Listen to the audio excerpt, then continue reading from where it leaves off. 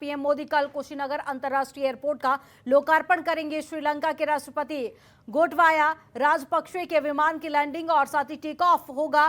पहली international flight के root में लैंडिंग और टेक ऑफ होगा। तो श्रीलंका के राष्ट्रपति के साथ 25 सदस्यीय प्रतिनिधिमंडल और 100 बौद्ध भिक्षु रहेंगे मौजूद। लोकार्पण कार्यक्रम में कई देशों के राजदूत भी बुलाए गए हैं। तो पीएम महात्मा बुद्ध के महापरिनिर्वाण मंदिर भी जाएंगे और कुशीनगर इंटरनेशनल एयरपोर्ट प्रदेश का सबसे लंबा रनवे वाला एयरपोर्ट है, जिसका लोकार्पण करने के लिए प्रधानमंत्री नरेंद्र मोदी पहुंचेंगे। तो महापरिनिर्वाण मंदिर भी पहुंचेंगे, जहां दर्शन करेंगे।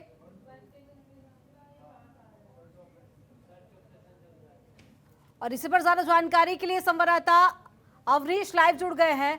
अवनीश, कुशीनगर पहुंचेंगे प्रधानमंत्री नरेंद्र मोदी, एयरपोर्ट का लोकार्पण भी करेंगे। क्या कुछ तैयारियां देखी जा रही हैं? और साथ ही ये भी बताइए कि क्या वो खास मेहमान होंगे जो कि कल कुशीनगर पहुंचेंगे? जी बिल्कुल, देखिए प्रधानमंत्री नरेंद्र मोदी कल कुशीनगर में होंगे और अंतर्राष्ट्रीय एयरपोर्ट का लोकार्पण करेंगे। और इसमें जो रनवे पर सबसे पहला विमान लैंड होगा वह श्रीलंका के राष्ट्रपति का होगा। उनके साथ 25 सदस्यीय एक प्रतिनिधि मंडल भी होगा और करीब 100 बौद्ध भिक्षु भी होंगे, जिनका स्वागत करेंगे प्रधानमंत्री नरेंद्र मोदी। उनके साथ मुख्यमंत्री योगी आदित्यनाथ भी मौजूद होंगे। उत्तर प्रदेश सरकार के जितने भी कैबिनेट मंत्री हैं वो यहाँ पे मौजूद होंगे।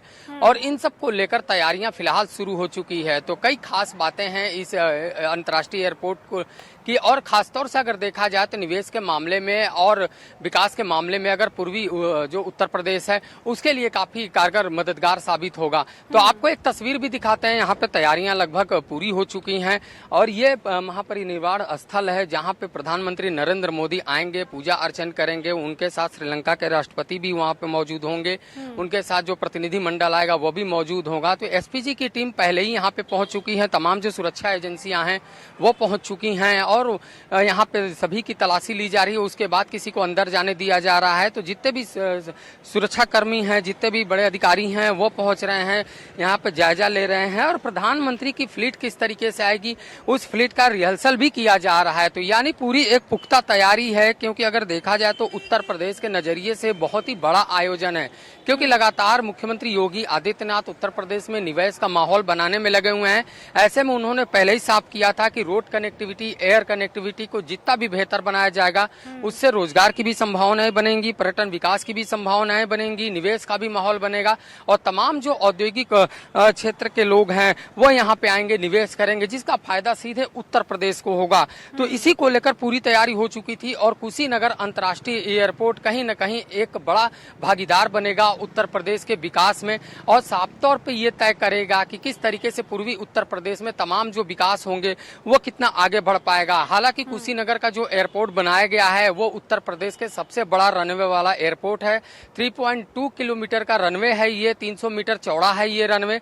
और इस रनवे पर सबसे पहला विमान श्रीलंका के राष्ट्रपति का उतरेगा, जिसका स्वागत प्रधानमंत्री नरेंद्र मोदी करेंगे। तो तैयारियां पूरी हैं। अब इंतजार है उस क्षण का कि कब वो वक्त आता है और तमाम जो कार्यक्रम रखे गए हैं उन कार्यक्रमों का आयोजन होता है। और सिर्फ कुशीनगर एयरपोर्ट से सिर्फ इतना ही एक निवेश का फायदा नहीं है, एक दूसरा फायदा ये है कि महानिर्वाण स्थल है बौद्ध का।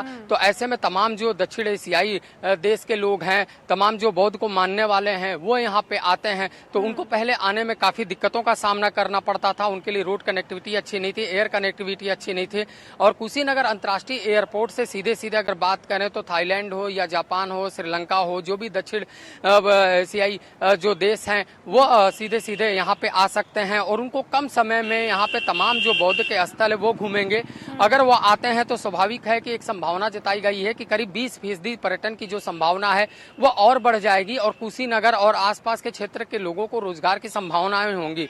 तो तमाम जो अगर एक पर्यटन क्षेत्र का विकास होता है तो स्वाभाविक सी बात है कि वहाँ पे विकास और रोजगार दोनों के रास्ते खुल जाते हैं। तो कह सकते हैं कि अवनीश, जो डायरेक्ट फ्लाइट है वो तो मिलेगी ही, साथ ही जनता को फायदा भी मिलेगा। ये जो तमाम दावे हैं ये राज्य सरकार और केंद्र सरकार द्वारा किए जा रहे हैं। लेकिन अवनीश, जो हम देख रहे हैं कि तमाम घोषणाएं हैं, शिलान्यास हैं या फिर लोकार्पण है, वो कहीं ना कहीं विधानसभा चुनाव के मद्देनजर रखते हुए किया जा रहा है। तो इलेक्शन से पहले क्या जनता को इससे फायदा मिलता हुआ दिखाई दे रहा है, और हम जमीनी स्तर की बात करें तो कितना फायदा उत्तर प्रदेश की जनता को इससे मिलेगा?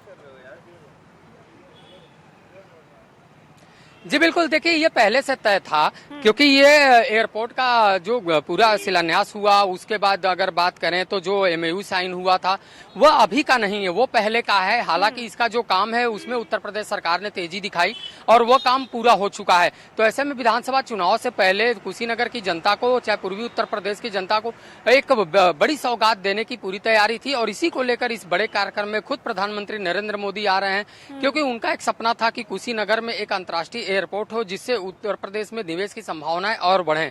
तो लगातार जो एयर कनेक्टिविटी है, रोड कनेक्टिविटी है, उसको बेहतर बनाने की दिशा में काम किया जा रहा है। और सिर्फ कुशीनगर नहीं, इसके आगे भी सरकार बहुत तेजी से काम कर रही है। नोएडा में जेयर एयरपोर्ट बनाया जा रहा है, उसकी पूरी रूपरेखा खींच ली गई है।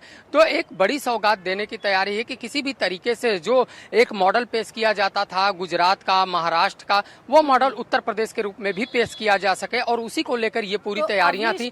और इस तैयारियों पर अंतिम मुहर भी लगाई जा रही है। कई परियोजनाओं का शिलान्यास और लोकार्पण भी हो रहा है। कड़े कदम उठा रही है, विकास की ओर अग्रसर है। आप बने रहिएगा, आगे भी आपसे अपडेट लेंगे। खबरों के निष्पक्ष विश्लेषण के लिए सब्सक्राइब करें Janatantra TV and press the bell icon. Never miss any update.